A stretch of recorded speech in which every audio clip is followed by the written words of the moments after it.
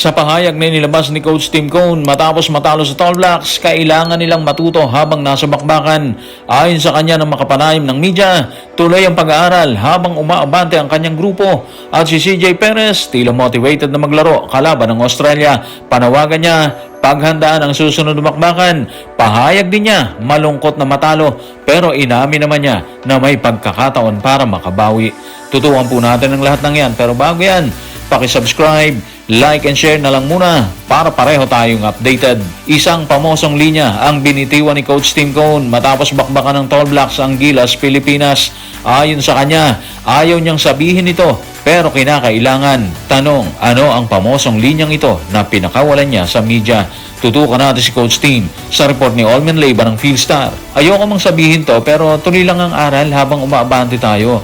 Matututo tayo habang nasa laban.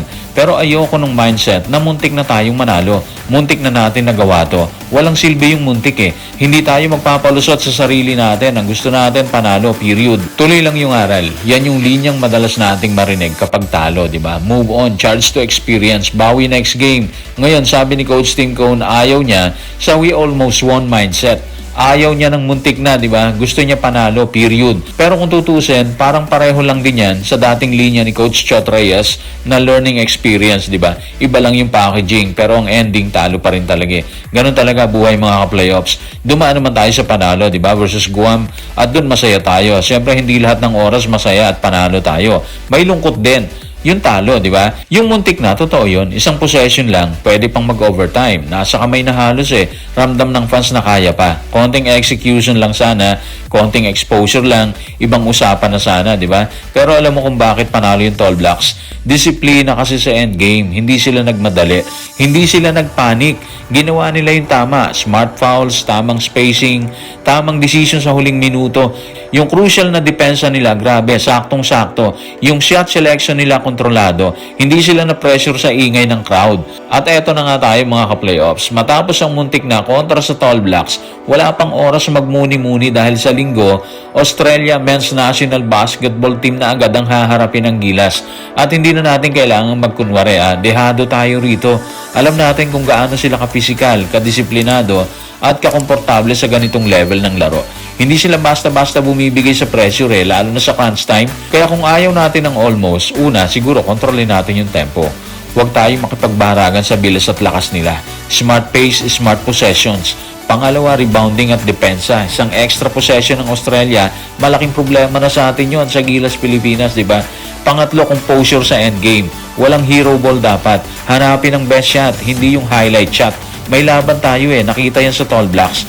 Pero laban sa Australia, hindi sapat yung puso lang mga playoffs. Kailangan disiplina at execution hanggang sa huling segundo ng laro. Kung naniniwala si Coach Tim na kailangang matuto habang nasa bakbakan, move on naman or move forward ang pahayag ni CJ Perez, isa sa mga kumumada sa bakbakan ng Gilas at Tall Blacks.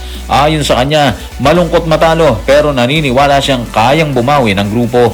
Narito ang kanyang pahayag. Tutukan natin si CJ Perez sa report ni John Ballesteros ng One Sports. Kailangang mag-move on for next game. Kailangang mag-focus, kailangang mag-move forward para sa Australia. Nakakalungkot na hindi tayo nanalo pero may chance kaming bumawi. So sabi ni CJ Perez, kailangang mag-move on. Focus agad sa susunod. Walang tambay sa lungkot, walang balik-balik sa muntik na. Australia na yung target At may kredibilidad ang sinabi niya mga playoffs. Sa laban kontra sa Tall Blacks, siya ang leading scorer ng Gilas 15 points, 3 rebounds, 3 assists, 3 steals. Hindi lang siya umiscore, ramdam siya sa magkabilang dulo ng court.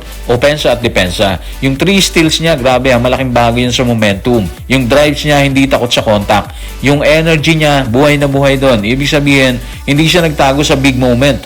Lumaban siya, di ba? Ngayon, laban sa Australia Men's National Basketball Team, mas mabigat yung challenge, mas physical, mas sistemado, di ba? Mas bihasa sa pagputol ng driving lanes. Kaya para maging effective si CJ Perez, siguro smart aggression. Hindi pwedeng puro speed lang Kailangan may control at tamang decision sa loob. Pangalawa, transition attack. Australia is deadly kapag nakaset ang depensa nila. Kailangan maagaw yung bola, tumakbo, at makakuha ng easy points. Dito papasok ulit ang depensa at steals ni CJ Perez. Pangatlo is composed finishing.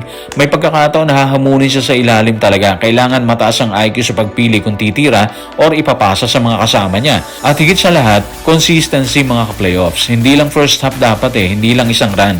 kailangan 4 na quarter ang intensity. Kung madadala ni CJ ang parehong tapang at mas malinaw na execution, kaya niyang maging X-factor laban sa Australia. Move on, sabi niya, di ba? Tama yun. Pero sa linggo, hindi lang move on ang kailangan. Move up, level up, kasi laban na naman sa mabigat na kalaban.